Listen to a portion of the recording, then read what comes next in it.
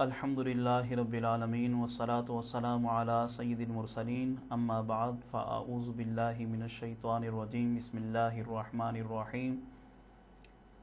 اللہم صلی علی سیدنا و مولانا محمد معدن الجود والکرم وعلی آلہ وصحبہ وبارک وسلم الصلاة والسلام علیکہ یا سیدی یا رسول اللہ صلی اللہ تعالی علیہ وسلم۔ محترم و مکرم ناظرین کرام، آج کی اس فقہی نشست میں ہم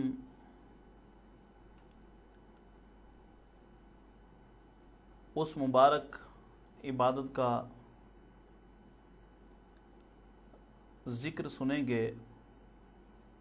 اور اس کے فقہی پہلوؤں کو جاننے کی کوشش کریں گے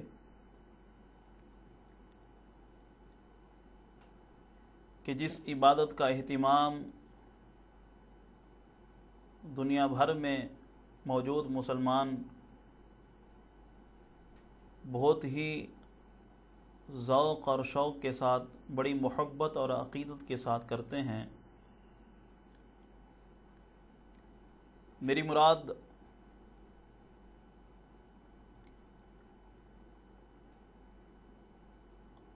دنیا کے طول و عرض میں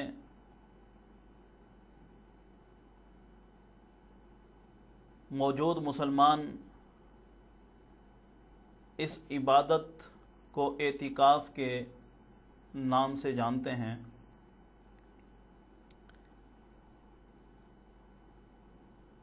تو اعتکاف ماہ رمضان المبارک کے آخری عشرے میں مسلمان بڑی شان و شوکت کے ساتھ اس کا اہتمام کرتے ہیں، اور الحمدللہ یہ جذبہ حب نبی ہے، یہ مسلمانوں کے دلوں میں عظمت نبی،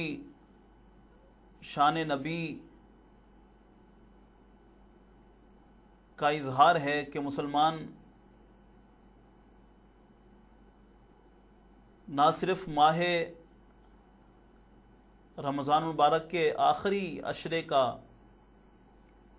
اعتکاف کرنا اپنے لیے سعادت سمجھتے ہیں، بلکہ کئی خوش نصیب تو ایسے ہیں کہ جو پورا ماہ صیام، ماہ رمضان المبارک، اور کئی خوش نصیب اس کے 20 ایام، اور کئی خوش نصیب اس کے آخری 10 دنوں کے اعتکاف کی سعادت حاصل کرتے ہیں۔ تو آئیے آج ہم اعتکاف کے حوالے سے اس کی اہمیت، اس کی فضیلت، اس کی شان اور اس مبارک عبادت کو صحیح معنوں میں ادا کرنے کے لیے اس کے فقہی پہلوؤں پر مختصر نظر ڈالتے ہیں۔ سب سے پہلے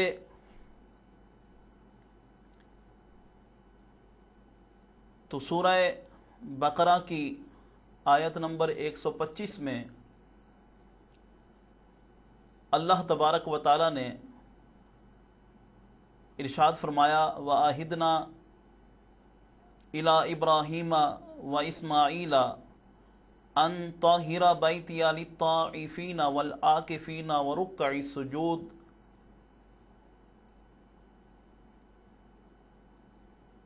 کہ اللہ تبارک و تعالی نے فرمایا کہ ہم نے اپنے محبوبین حضرات انبیاء کرام میں سے ابراہیم و اسماعیل علیہ السلام سے فرمایا کہ وہ مسجدوں کو صاف ستھرا رکھیں، طواف کرنے والوں کے لیے، رکوع و سجود کرنے والوں کے لیے اور اعتکاف کرنے والوں کے لیے۔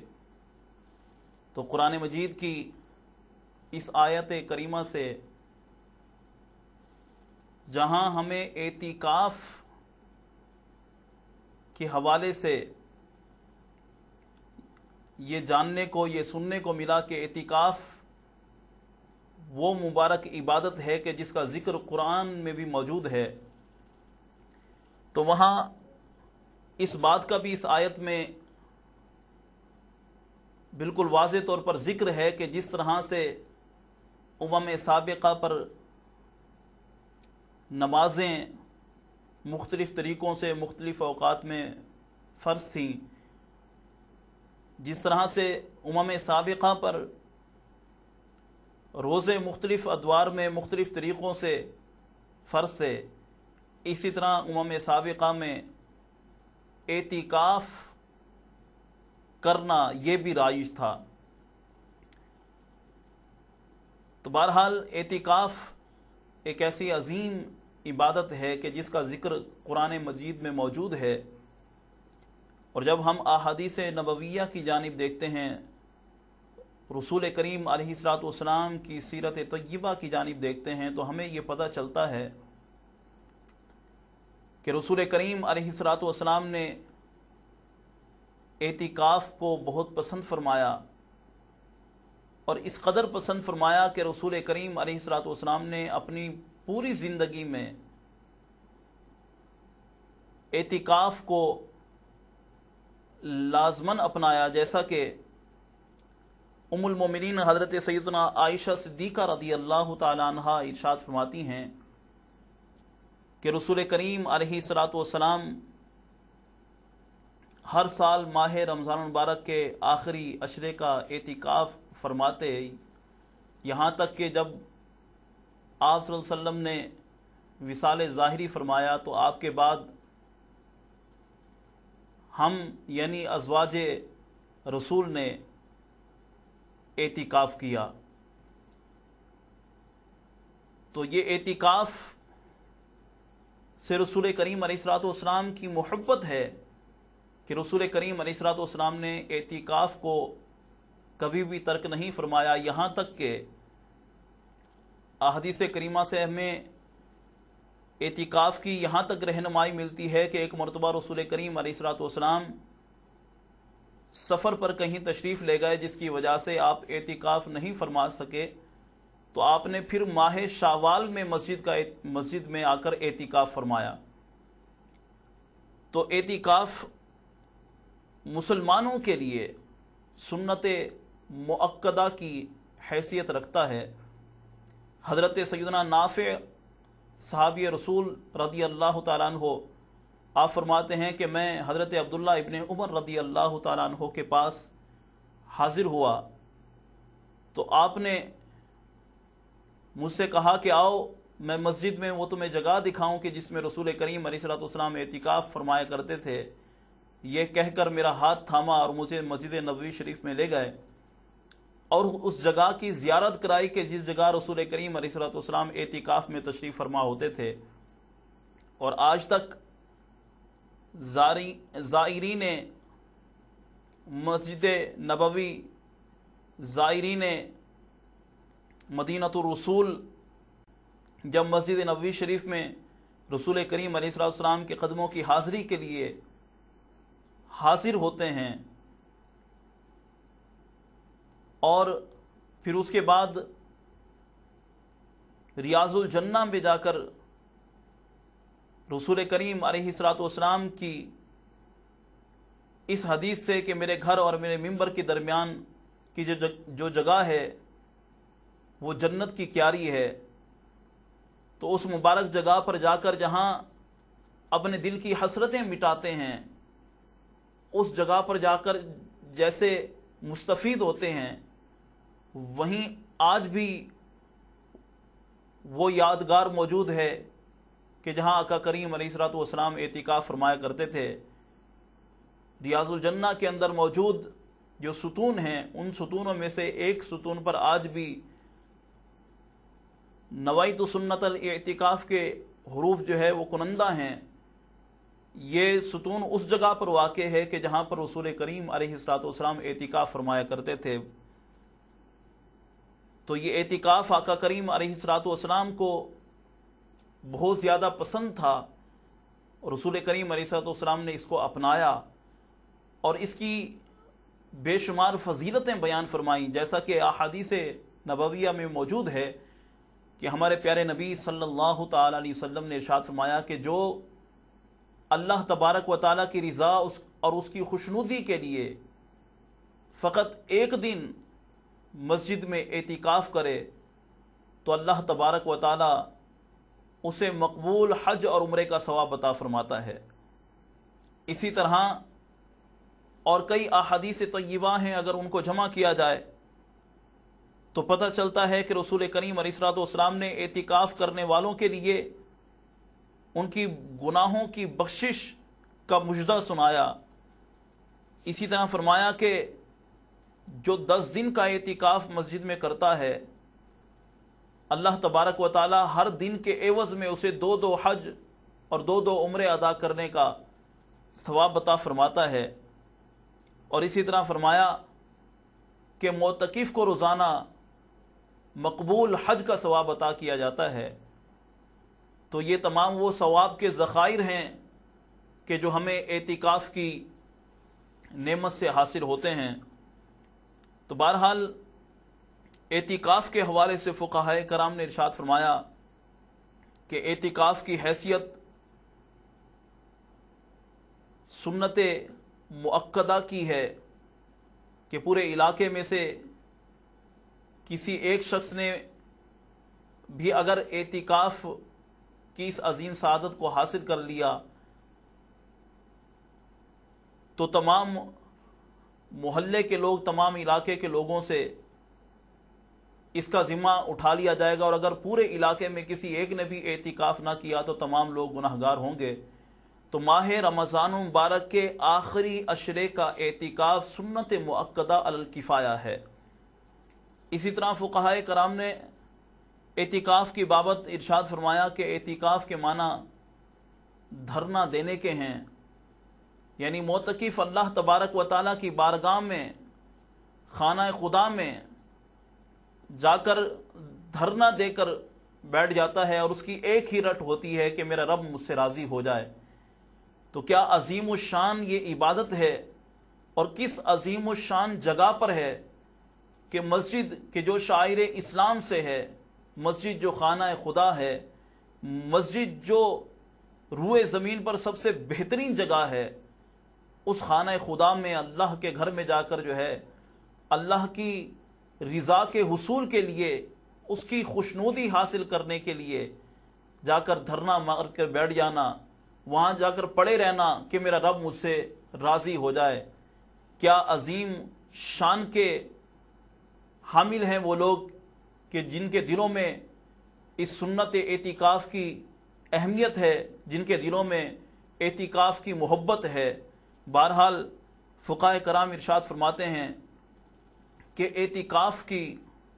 3 صورتیں ہیں۔ اعتکاف واجب بھی ہوتا ہے، اعتکاف سنت بھی، اور اعتکاف مستحب بھی۔ واجب کی صورت بیان کرتے ہوئے فقہائے کرام نے ارشاد فرمایا کہ اگر کوئی شخص یہ منت مانگے، یہ نیت کرے کہ میں فلاں دن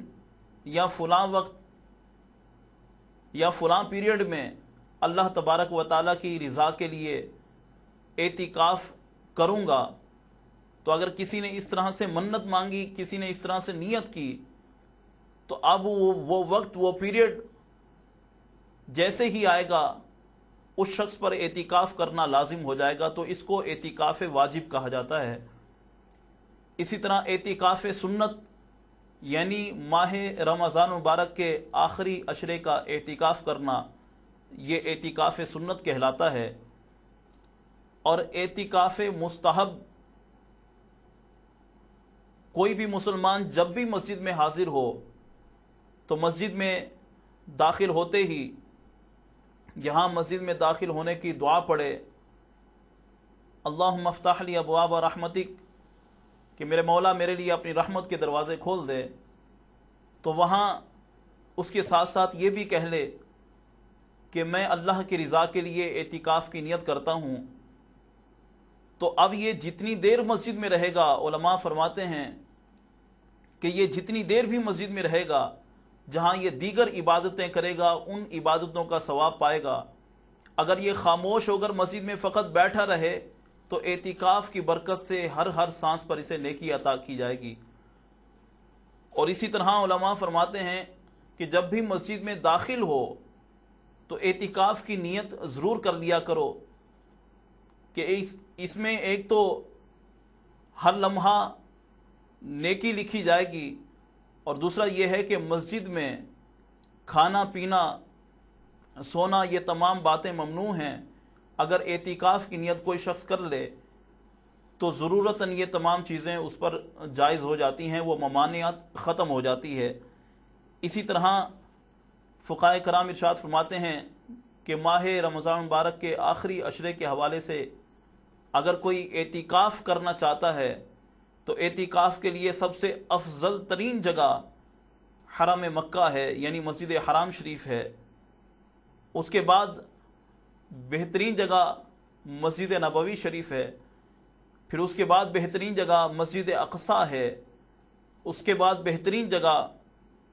اس کے جس شہر میں وہ رہتا ہے اس شہر کی جامع مسجد ہے، اس کے بعد بہترین جگہ اس کے محلے کی مسجد ہے۔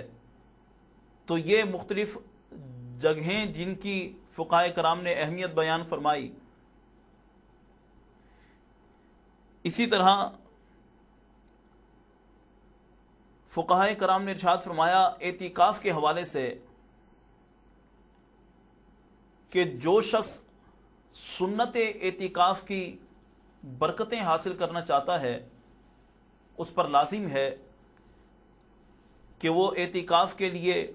20 رمضان المبارک کو غروب آفتاب سے پہلے 20 رمضان المبارک کو غروب آفتاب سے پہلے جس مسجد میں یہ اعتکاف کرنا چاہتا ہے اس مسجد میں پہنچ جائے، یعنی ماہ رمضان المبارک کے 20ویں روزے کی افطاری جو ہے وہ اس مسجد میں جا کر ادا کرے کہ جس مسجد میں اس نے اعتکاف کرنا ہے، اور اس طرح سے نیت کرے غروب آفتاب سے پہلے ہی کہ میں اللہ تبارک و تعالیٰ کی رضا کے لیے ماہ رمضان المبارک کے اس آخری عشرے کے سنت اعتکاف کی نیت کرتا ہوں۔ میں اس ماہ رمضان المبارک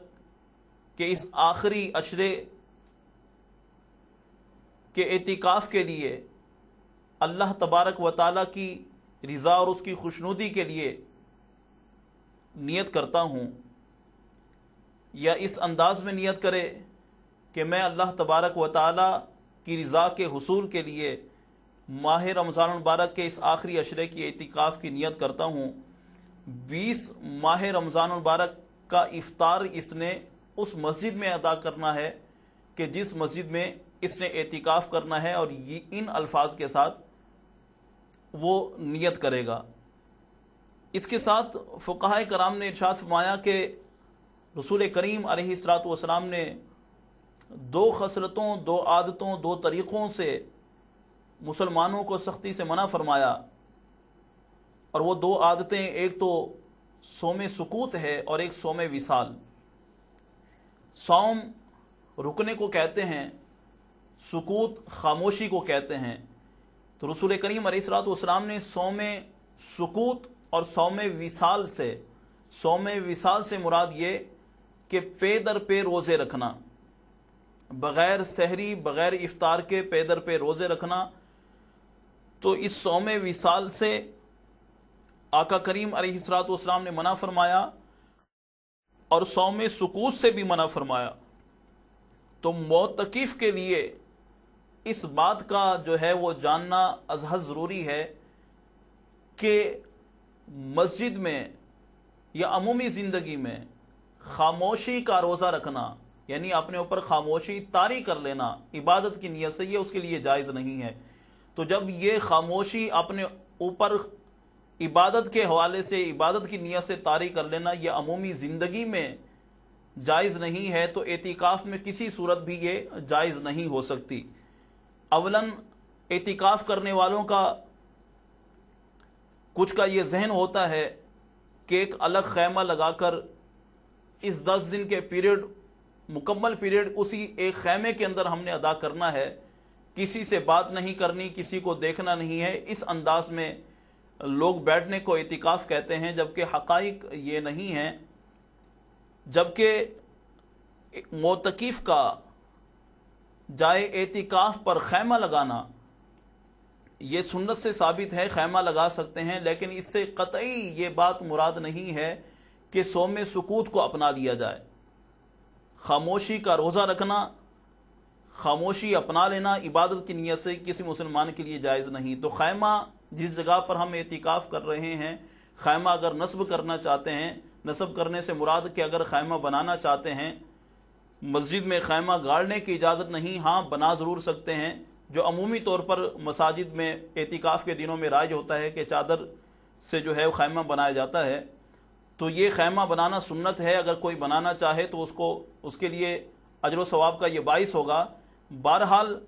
اس میں رہ کر سکوت کے ساتھ پورے 10 دن گزارنا، خاموشی کے ساتھ، تو یہ قطعی طور پر عبادت نہیں ہے۔ یہ ایک طریقہ کار ہے، ایک اصول ہے کہ ہمیشہ بری بات سے خاموش رہنا افضل ہے اور خاموش رہنے سے اچھی بات کرنا افضل ہے۔ تو بری بات سے بچیے، اگر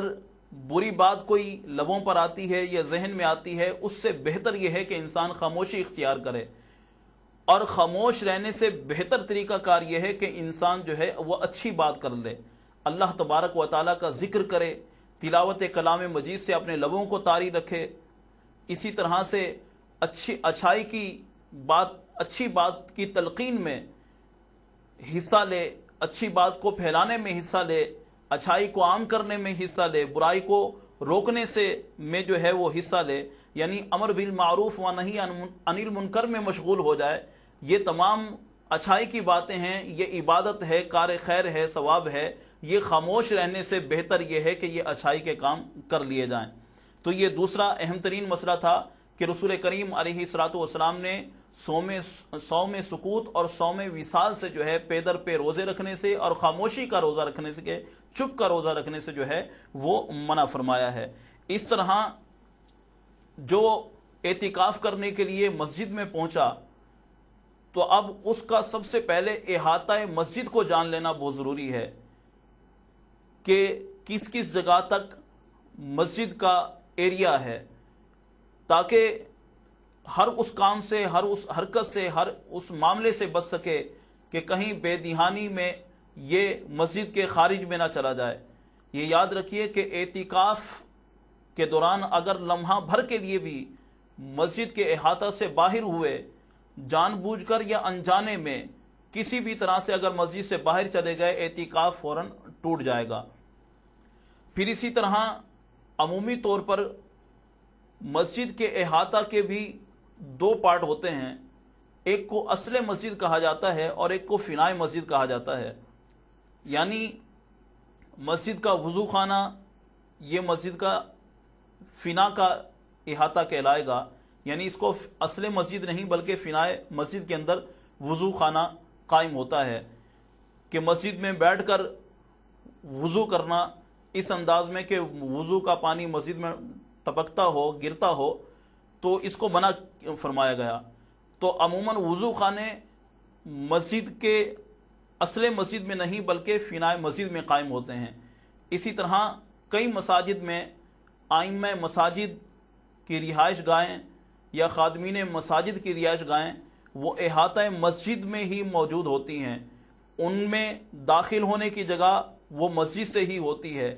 یا اسی طرح احاطہ مسجد میں کئی مساجد میں مدارس قائم ہوتے ہیں۔ تو اب سب سے پہلے معتکف کے لیے احاطہ مسجد کا جاننا ضروری ہے تاکہ وہ کسی بھی طور پر مسجد سے باہر نکلنے سے جو ہے وہ بچا رہے۔ اب فقہائے کرام نے یہ ارشاد فرمایا کہ معتکف کے لیے افضل ترین یہ ہے کہ وہ اصل مسجد میں رہے، اور اگر وہ فنائے مسجد میں کسی حاجت کی بنا پر یا بغیر کسی حاجت کے چلا جاتا ہے تو اس صورت میں اعتکاف نہیں ٹوٹے گا۔ تو بہرحال بہر صورت معتکف کا مسجد میں ہی حاضر لینا یہ افضل ہے، یہ لازم ہے۔ اسی طرح فقہاء کرام نے ارشاد فرمایا کہ اگر کوئی معتکف مسجد سے باہر آنا چاہتا ہے تو اس کی دو صورتیں ہیں کہ وہ مسجد سے باہر بھی آ جائے اور اعتکاف بھی نہ ٹوٹے۔ تو وہ دو صورتیں ہیں، دو حالتیں ہیں کہ جس میں وہ ضرورتاً وہ مسجد سے باہر آ سکتا ہے۔ ایک صورت کو حاجت طبعی کہا جاتا ہے اور ایک صورت کو حاجت شرعی کہا جاتا ہے،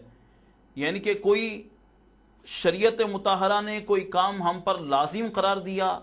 اس کی بجا آوری کے لیے اب اگر اس کو مسجد سے باہر نکلنا پڑتا ہے تو ایسی صورت میں یہ حاجت شرعی تھا، یہ باہر آیا، اس کا اعتکاف نہیں ٹوٹے گا۔ فار ایگزامپل کہ اگر کوئی آذان کے لیے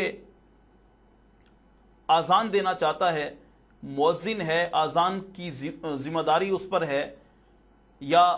مروجہ مؤذن نے مسجد نے اس پر آذان کی ذمہ داری دی، تو اب ایسی صورت میں جس جگہ پر، جس مینارہ پر یا جس جگہ پر کھڑے ہو کر آذان دینی ہے وہ جگہ اگر احاطہ مسجد سے خارج ہے تو اب آذان دینے کے لیے یہ شخص جو ہے وہ احاطہ مسجد سے باہر جا سکتا ہے، لیکن فقط آذان کے لیے، آذان کے علاوہ اگر لمحہ بھر بھی وہاں پر رکا تو اس کا اعتکاف ٹوٹ جائے گا۔ اسی طرح کسی شخص نے ایک ایسی مسجد میں اعتکاف کیا کہ جہاں پر نماز جمعہ نہیں ہوتی، اب نماز جمعہ کی ادائیگی کے لیے یہ شخص اس مسجد سے کہ نماز پنجگانہ وہاں پر تو ادا ہوتی ہے لیکن نماز جمعہ ادا نہیں ہوتی، تو اب نماز جمعہ کی ادائیگی کے لیے یہ شخص جو ہے وہ جائے اعتکاف سے باہر آ سکتا ہے، لیکن فقط نماز جمعہ کی ادائیگی کہ اتنے پیریڈ میں وہ آئے گا کہ خطبہ جمعہ یہ سن لے اور اس سے پہلے سنتیں بھی ادا کر لے، اور نماز جمعہ کی ادائیگی کے فوراً بعد اتنی دیر کہ یہ سنتیں ادا کر سکے، سنتیں ادا کرنے کے فوراً بعد اس کو وہاں سے رخصت ہونا ہوگا۔ اور اسی طرح یہ حاجت شرعی تھی۔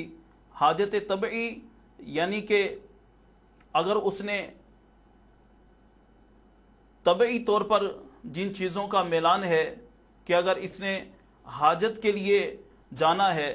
اب بیت الخلاء مسجد کے احاطے سے باہر کی جانب ہے، تو اب اس طبعی حاجت سے فارغ ہونے کے لیے یہ مسجد سے باہر نکل سکتا ہے۔ یا اسی طرح معتکف پر غسل فرض ہو گیا لیکن غسل خانہ احاطہ مسجد سے باہر ہے، تو اب غسل جنابت سے پاکی حاصل کرنے کے لیے، طہارت حاصل کرنے کے لیے یہ مسجد کے احاطہ سے باہر نکلا اس وقت کہ جبکہ غسل کی جگہ جو ہے وہ احاطہ مسجد سے باہر ہے، تو اس صورت میں بھی اس کو اجازت ہے، یہ باہر نکل سکتا ہے، لیکن جیسے ہی یہ پاکی حاصل کرے گا فوراً مسجد کی جانب لوٹ کر آنا اس پر لازم ہے۔ تو یہ وہ دو صورتیں ہیں کہ جس کی بنیاد پر جو ہے اگر کوئی اعتکاف کے دورانیے میں احاطہ مسجد سے باہر نکلنا چاہتا ہے تو یا وہ شرعی معذور ہو یا طبعی معذور ہو، ان دونوں صورتوں میں جو ہے وہ مسجد سے باہر جا سکتا ہے۔ اسی طرح عورت کے لیے جو جائے اعتکاف ہے وہ عورت کسی غیر کے گھر میں اعتکاف نہیں کر سکتی یا اپنے گھر کے سوا کسی دوسرے گھر میں اعتکاف نہیں کر سکتی۔ اسی طرح عورت اگر اعتکاف کرنا چاہتی ہے تو اپنے گھر میں جو اس نے مسجد بیت قائم کی ہوئی ہے، نماز کی جو جگہ قائم کی ہوئی ہے، اس جگہ میں وہ اعتکاف کرے گی۔ عورت کے لیے اگر اس نے اعتکاف کرنا ہے، حیض و نفاس کے ایام کو یاد رکھنا بہت ضروری ہے۔ اگر یہ پلیدی کے ایام قریب ہیں تو اب اس پر لازم ہے کہ یہ اعتکاف کی جانب نہ پھرے۔ دوسری طرف جو ہے عورت کے لیے اعتکاف اگر وہ کرنا چاہتی ہے، شوہر کی اجازت جو ہے وہ ضروری ہے۔ اب اگر شوہر نے اجازت دی، اس کی اجازت سے یہ اعتکاف کی جانب پھری اور پھر بعد میں شوہر نے اس کو اعتکاف سے منع کر دیا، تو اب ایسی صورت میں مرد کو یہ حق حاصل نہیں کہ عورت کو منع کرے جبکہ وہ پہلے اجازت دے چکا تھا۔ تو جس گھر میں عورتوں نے نماز کے لیے جگہ قائم نہیں کی تو اب ایسی صورت میں وہ عورت اعتکاف بھی نہیں کر سکتی۔ تو لازم یہ ہے کہ ہر گھر میں نماز کے لیے ایک جگہ مخصوص کر دی جائے تاکہ گھر کی بہنیں بیٹیاں اگر کسی اوقات میں